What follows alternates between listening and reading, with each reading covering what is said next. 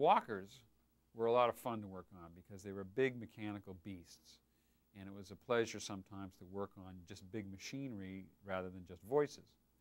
And we knew the walkers were big and they were heavy and they were lumbering about. And because they were animated, they had a certain rhythmic walk to them. And so the objective was to come up with a sound for the walkers to give them a real sense of mass and weight. After all, they were miniatures and they were being animated. And one of the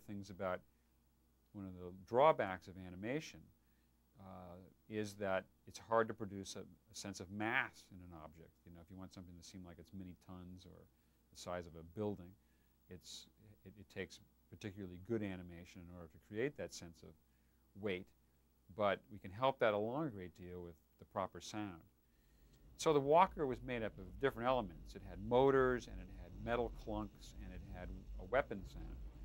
The principal sound of a foot stomping along, this very big metallic clang with kind of a rattle and a winkle to it, was the sound of a metal shearing machine, which is a big stamping machine in a factory which has rolls of metal come out of a conveyor belt that just cuts them off into pieces. It's like a big chopping block for iron and steel.